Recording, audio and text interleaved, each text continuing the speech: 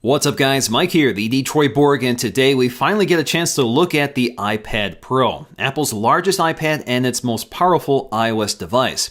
It's available in three configurations, a 32GB or 128GB Wi-Fi only model at $799 or $949, or you can get the 128GB version with cellular for $1079. This effectively means you will need to spend almost $300 extra to get a cellular version of the iPad Pro, which is also the only version with a GPS antenna for navigation. Now, it's available in the same colors as the smaller iPads, including silver, gold, and space gray, and we will be taking a look at all of them in this video. The packaging is pretty familiar for Apple. We have the iPad's slender 6.9mm profile on the front of the box and the iPad Pro branding along the side in its appropriate colors. On the back, we'll find our specs and details clearly marked, and in this case, we have two 120GB cellular models and one baseline Wi-Fi model. First up, let's flip over the boxes so we can slice off the shrink wrap plastic. Removing all the plastic, we can flip over the boxes so we can lift the lids on all three of them. First up is Space Gray with its stealthy black bezel. Next up is Classic Silver with its bright white bezel. And following that, we have the Gold iPad Pro, which also sports a white bezel.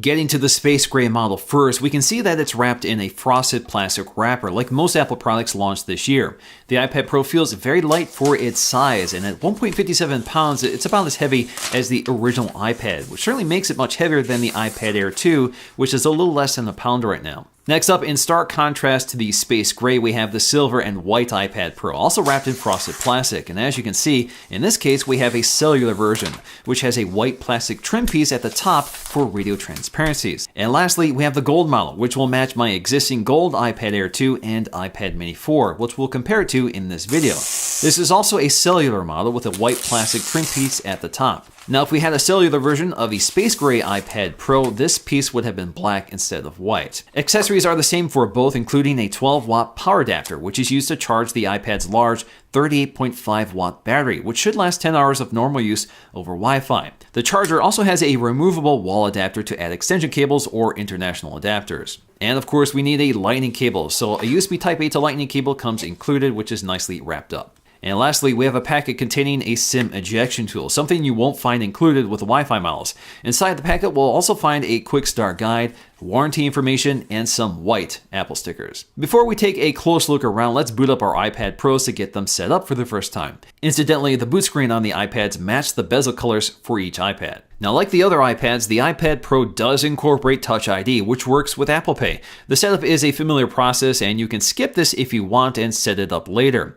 iPad Pro unfortunately does not pick up the lightning-fast Touch ID 2 sensor from the newest iPhones. So taking a closer look at the iPad Pro, we are confronted with a truly massive 12.9-inch 4x3 LCD IPS display with a Retina resolution of 2732 by 2048, which is good for 264 pixels per inch, making it the highest resolution display on any iOS device today, but with the same pixel density of the iPad Air 2.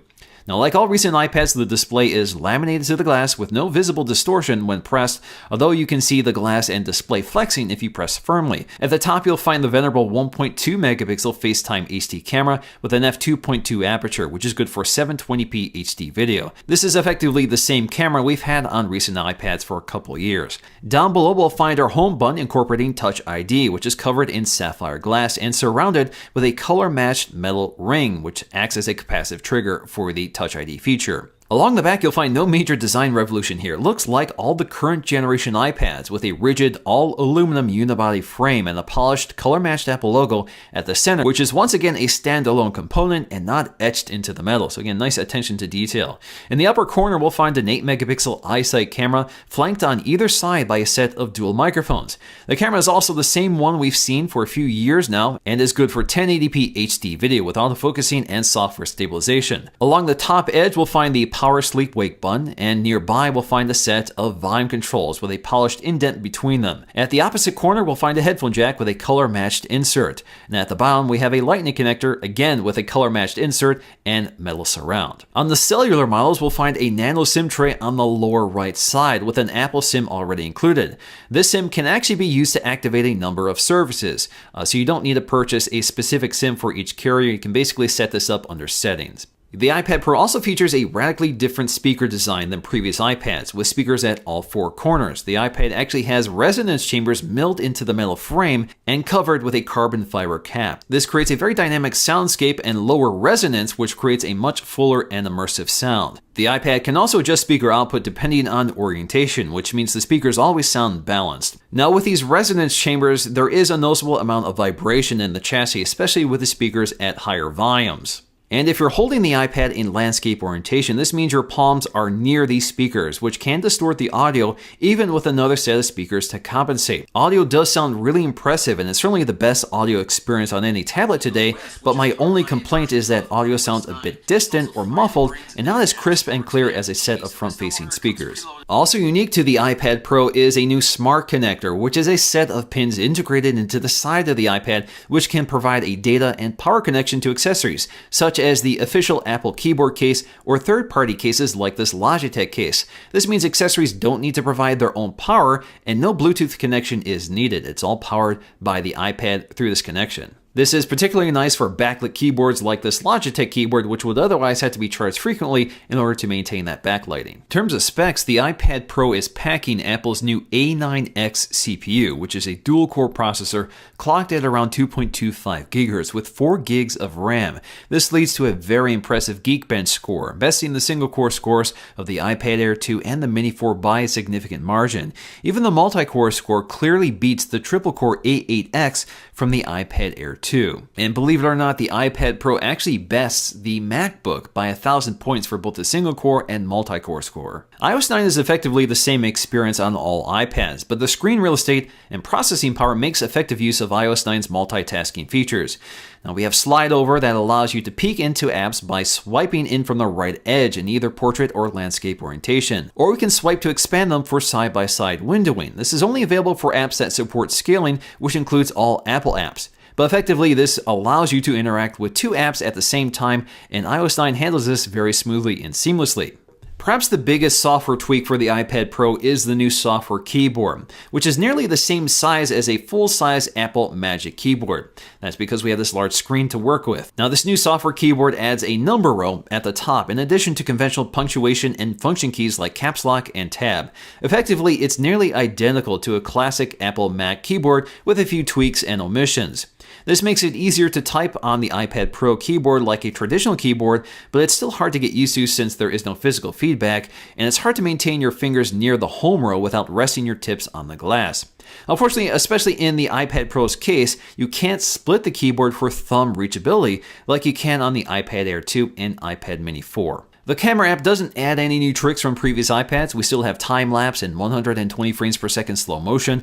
We also have video, which is still at 1080p with pretty good software stabilization, but no continuous autofocusing while recording. The still camera does have a burst mode, but no live photo feature like the new iPhones. So in terms of camera quality, once again, we have an 8-megapixel iSight camera on the back. Again, an f2.4 aperture, but if you combine that with the new A8 image processor built into the chip, we get really good results here. So images come out really clear and crisp with good exposure and color reproduction, although color tends to be a little washed out here. That's also the case on the iPad Air 2. We also have pretty impressive low light performance here, especially for a tablet. So images come out relatively clear and smooth. The camera is able to find focus fairly quickly and accurately, and we don't see a lot of that artifacting or interference that happens when overprocessing low light images. Video also looks great here, so Apple has really good software stabilization. There's no optical image stabilization here, but we do get excellent results in terms of handheld video. The only problem with this camera is that we do not have continuous autofocusing, so you will have to tap the screen to adjust focus if you change your shot. But again, video comes out clear and crisp with good detail, color reproduction, and exposure. So overall, a great camera system, very much like the one on the iPad Air 2. The iPad Pro is a significantly larger tablet than the iPad Air 2, and especially the iPad Mini 4.